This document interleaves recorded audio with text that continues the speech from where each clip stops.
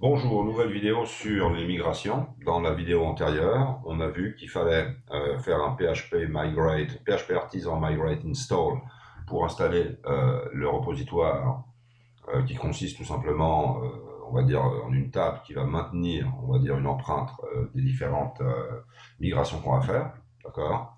Et puis qu'ensuite on pouvait tout simplement lancer les migrations PHP artisan migrate, d'accord? Ou les défaire migrate 2.install, d'accord? Alors on va revoir ça un petit peu très rapidement et ensuite ce que je vais faire ça va être une ou plusieurs tables simples, c'est-à-dire en fait des tables auxiliaires. On se rappelle que les migrations, c'est pas une migration traditionnelle où on migre une base de données à une autre base de données d'un autre type, hein, par exemple PostgreSQL à MySQL, d'accord? Sinon, c'est tout simplement l'équivalent au DDL, Data Definition Language, c'est-à-dire le langage de définition de données qui permet d'agir sur la structure de base de données, c'est-à-dire en fait sur son schéma. Alors donc, première chose ce qu'on va faire, évidemment, c'est lancer, ça je le montre toujours un petit peu à chaque fois, très rapidement. On lance Apache, on lance MySQL, on est dans XAMPP, d'accord? Et puis, on va aller voir ce qui se passe au niveau du côté du localhost, d'accord? Ici, on va aller sur Laravel, ouais.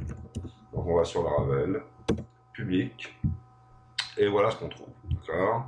Bon, ici en bas, la debug bar, je la mets en petit, donc je la ferme, auquel cas, elle apparaît ici. Ok. Donc, maintenant qu'on a ça, ce qu'on va faire, c'est tout simplement aller voir l'administration de MySQL, c'est-à-dire en fait phpMyAdmin. Boum, on clique là-dessus, là on n'a rien. Donc on va pouvoir recommencer à faire tout ça. On remarque que dès le début, d'accord, quand on installe tout simplement Laravel, quel que soit le type d'installation, que ce soit Homestead ou infrastructure PHP, on va avoir Database Migrations, ok, et là on va avoir tout simplement les migrations. D'accord? Très simple, et voilà. Donc celles qui viennent de bas, c'est Create User Table, donc créer la table d'utilisateur, et Create Password Resets Table, c'est-à-dire en fait créer la table de reset de password ou de mot de passe. Qu'est-ce que j'avais fait ici? Juste pour voir. J'avais fait ça. Oui, bon, enfin, j'avais pas fait grand-chose là. Ok, bon, celle-là encore, a priori, on pourrait l'enlever. Donc je vais directement l'éliminer. Ok, parce que finalement, elle ne sert à rien. D'accord? Donc ça veut dire au début, effectivement, voilà, do refactor. Ok, voilà. Donc, ce qu'on va faire, c'est donc se mettre sur la console. C'est pas la peine d'y aller comme administrateur. On va sur la racine, on se positionne, on va sur XAMPP, on va sur htdocs, et puis on va sur Laravel. D'accord? Donc ici, on fait le PHP artisan, auquel cas on va avoir le résultat. Migrate install, refresh, reset, rollback, status. Hein. On se rappelle que ça, c'est pour donc installer le repositoire. Repositoire, finalement, c'est ce que moi je considère comme un entrepôt de stockage. D'accord? Refresh, c'est pour faire un reset et réexécuter toutes les migrations. Reset, c'est pour faire un rollback sur toutes les migrations. Rollback sur la dernière migration. Et status, pour voir tout simplement le statut. Alors par exemple, on peut voir le statut. PHP artisan migrate status. Ok, no migration found, donc effectivement il n'y en a pas. Donc ce qu'on va faire, c'est installer le repositoire, donc PHP artisan migrate install, ok, on valide.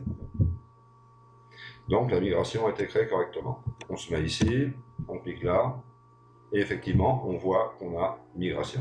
Mais migration, effectivement, n'a rien. On peut regarder un tout petit peu sa structure, très rapidement, migration batch. Voilà. Donc batch, c'est en fait un état. Est-ce que ça a été fait, ça n'a pas été fait, etc., etc. Voilà. Donc maintenant, je vais lancer les migrations. Les deux migrations que j'ai par défaut, donc pour l'instant, j'en ai fait aucune. PHP artisan, migrate, tout simplement. D'accord? Donc voilà, les migrations sont faites. Je fais F5. Regardez, donc les deux les deux tables apparaissent, d'accord? Et dans migration, tout simplement, voilà ce qu'on a. D'accord? Donc en fait, ça maintient effectivement une empreinte des migrations et on en a besoin pour lancer un petit peu tout ça. Si maintenant je fais un rollback, donc PHP artisan migrate rollback, ok? Il va me les enlever. Donc regardez bien ce qui se passe ici. Eh ben, on n'a plus que migration. Et dans migration, forcément, il n'y a plus rien, c'est-à-dire qu'on est revenu à l'état initial. D'accord? Donc pour l'instant, on reste quand même, et ça c'est important, dans la simplicité. Donc je vais le relancer, là on peut utiliser le DOSKey, hein. Le DOSKey c'est un petit peu ce qu'on connaissait dans le DOS, d'accord? Il fallait l'installer à l'époque, je crois, pour pouvoir réutiliser tout simplement ces touches sans avoir à écrire. Donc je vais refaire un PHP Artisan Migrate, voilà. J'ai cliqué 2 fois sur la touche du haut, et puis voilà. Donc là, hop, je les lance, pas de problème. Ok? Donc maintenant, ce qu'on va faire, c'est tout simplement aller sur l'aide, et puis on va copier, coller tout simplement, on va dire un contenu, et puis voilà. Donc on va simplement voir comment on fait ça. Ok? Dead show, alors attendez. Dead show, c'est espagnol, pardon. Make migration, c'est-à-dire quand on fait une migration, c'est make migration.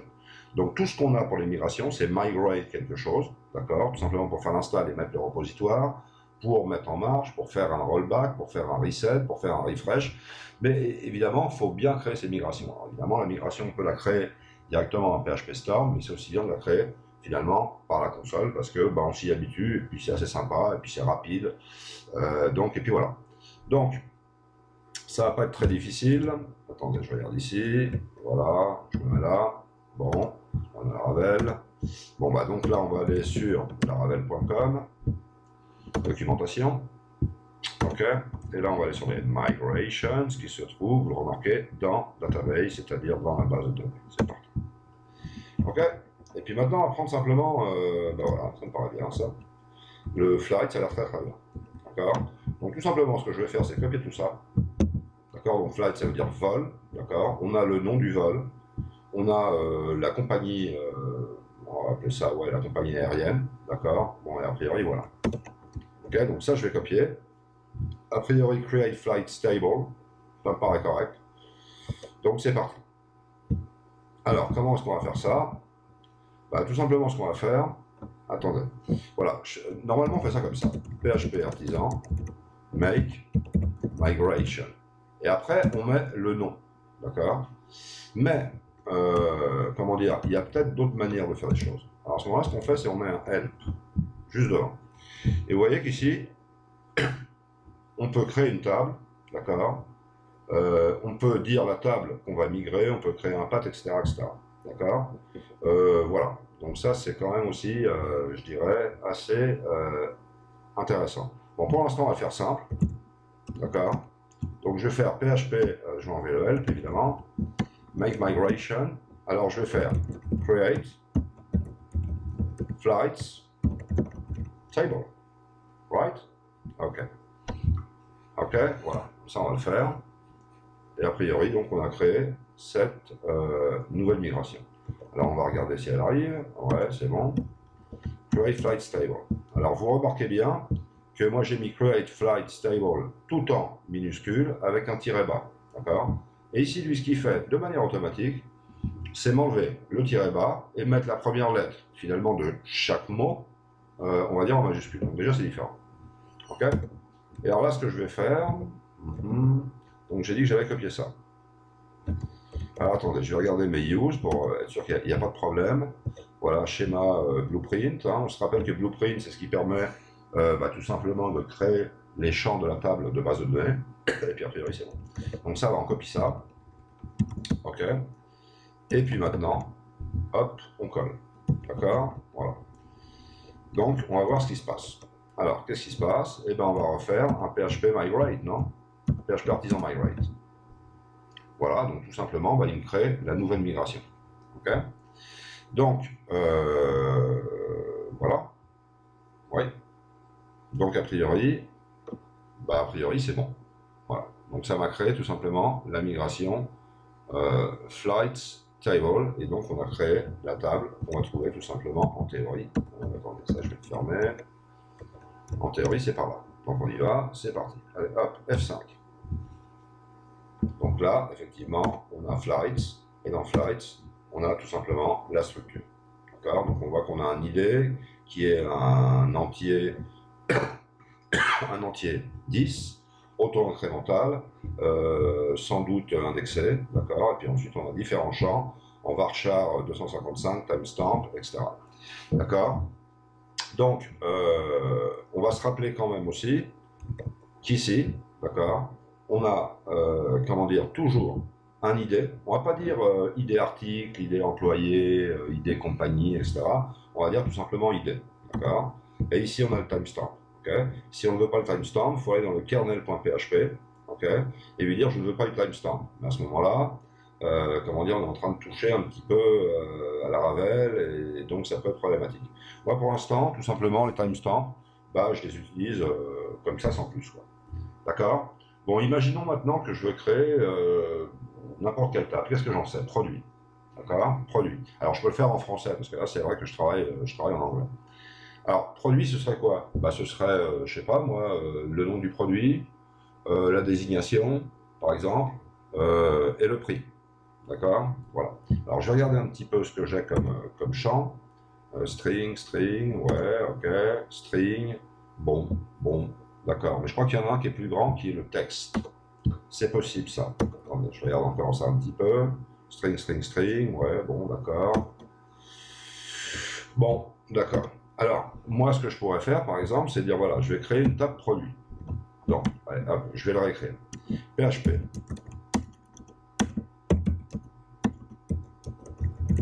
Artisan.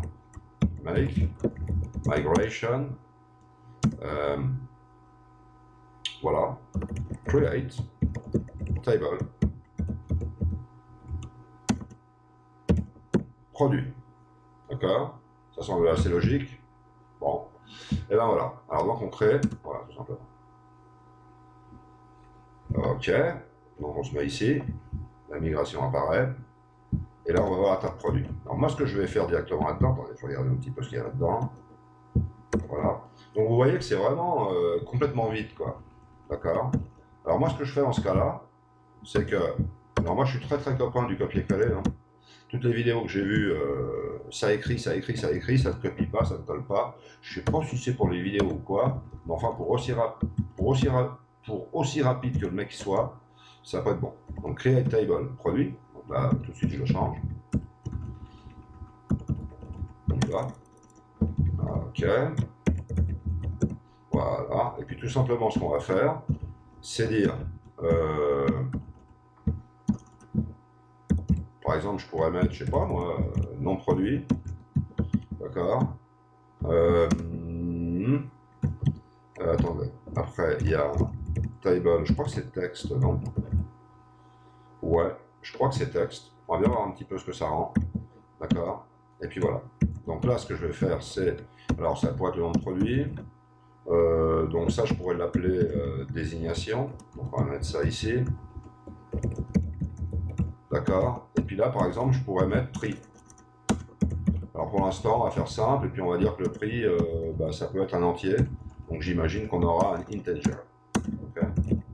Alors remarquez bien, ça c'est important quand même. Remarquez bien, bon j'imagine que, évidemment, je peux mettre un double. Ok. Alors je sais pas pourquoi il me le met comme ça, non, ça a l'air bon. Bon, a priori c'est bon. Donc on pourrait mettre nom produit, désignation produit, prix produit. Alors tout simplement on va faire dans la simplicité et on va mettre nom, désignation et prix. Remarquez bien qu'on est toujours avec l'idée et avec le timestamp, toujours. Sauf si on ne veut pas de timestamp, ça on peut l'enlever. Ok. Mais pour faire dans la simplicité c'est comme ça. Et l'idée reste toujours idée. Donc ça veut dire que on a toujours ça, d'accord. Et voilà. Ok. Alors attention, ici la table, bah évidemment, ça va être produit au pluriel. Ça, c'est très important et en minuscule. Et là, forcément, bah, tout simplement, je mets produit. D'accord? Donc, c'est très simple. OK? Voilà. Donc, bah, écoutez, a priori, on va le lancer. Donc, PHP artisan migrate. Voilà. Donc là, maintenant, je me mets là. Et puis, j'attends de voir une table produit. D'accord? Attends, je me remets là. Et voilà, donc là j'ai une table produit, on va voir la structure tout de suite. Et puis voilà. Varchar, texte, double, timestamp, etc. D'accord? Donc ça déjà, je trouve ça pas mal. Et c'est, voilà. Donc maintenant, on pourrait chercher, on pourrait créer notre table très simple, d'accord? On va en profiter tant qu'on y est, qui va s'appeler auteur. D'accord? Je vais le créer en français. Donc PHP, et pas PHP, artisan, make migration, ok. Et puis là, je vais faire create table, donc j'ai dit auteur, ça va? Un auteur en français, c'est sans H. Eh oui. Auteur au pluriel. C'est parti. Voilà. Donc, a priori, je me mets là. Et puis, donc, auteur se trouve ici.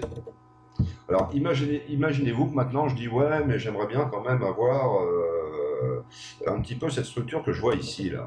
Est-ce que tu pourrais pas m'aider à ce que ça apparaisse quand même? Eh bien, si, je peux t'aider à le faire. Regarde bien. J'élimine ça. D'accord? Donc, élimination. Et donc là, je fais exactement la même chose. D'accord? Mais je fais table égale, attention, je crois qu'il y en a que deux, auteur au pluriel. D'accord? Et au pluriel et en minuscule. Alors, qu'est-ce qui va se passer dans ce cas-là? Bah, c'est que ça va être créé aussi. Mais regardez bien en interne ce qui se passe. On a déjà schéma table, auteur, etc. etc. D'accord? Attention, parce que l'autre, c'est pas exactement la même chose. C'est schéma create. Alors, il faudra voir un petit peu quelle est la différence. Schéma drop produit, schéma table auteur, ouais. Enfin, bon. Moi, personnellement, je trouve ça un petit peu bizarre. D'accord? Donc, pour l'instant, je vais pas m'ennuyer avec ça. D'accord? Donc, tout simplement, ce que je fais, c'est toujours pareil. Je copie tout ça. Je me mets là. Hop. Je le colle. Et là, maintenant, je sais que c'est tout simplement auteur. D'accord? Donc, je remplis ça tout simplement comme ça. Auteur.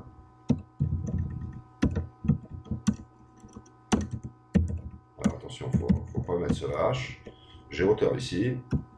Et j'ai auteur ici.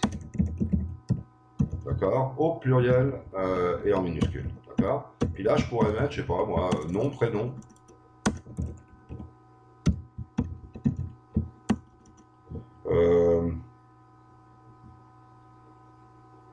Date de naissance. Pourquoi pas? Nom, prénom, date de naissance. Victor Hugo est né à telle date. Ensuite, on pourrait faire, je sais pas moi, par exemple, nationalité. Bon, on y va. On fait ça comme ça. Bon, évidemment, tout doit être fait d'avance. Donc, nationalité. Bon, bien évidemment, oubliez les accents. Hein. Les accents, pour moi, c'est une invention absurde. Je suis un ferme défenseur des langages sans accent. Et c'est pour ça que j'adore l'anglais, parce que les seuls accents qu'il y a en anglais, c'est dans des mots invités d'autres langages, comme le français, par exemple, comme café. Des choses comme ça. Bon, moi, je trouve ça un petit peu absurde. Bon, après, c'est discutable. Mais enfin, si quelqu'un peut ne pas l'utiliser, ça veut dire que c'est pas obligé de l'utiliser quand même. C'est-à-dire qu'en fait, on se complique un petit peu, on va dire par goût quand même. Bon, voilà. Donc, a priori, ça va être bon. Et a priori, on peut mettre ça en route. D'accord? Donc, c'est parti. Bah, écoute. PHP Artisan Whale. Migrate. Ok, on y va, c'est parti. Let's go. Voilà. Et c'est migré. Hein? Bon, bah, je pense que c'est suffisant pour ça. On sait faire des migrations. On a compris. Attendez. Et voilà, et là, on se retrouve avec auteur, puis avec la structure, avec nom, prénom, alors date de naissance, double, n'importe quoi. Là, je me suis complètement trompé. Et puis voilà. Alors, imaginez que là, je dis, bah oui, mais je me suis trompé, c'est pas bon. Donc, ce que je vais faire, c'est un PHP artisan, migrate, rollback. D'accord? Donc, le rollback, en fait, ce qu'il fait, c'est tout simplement enlever la dernière.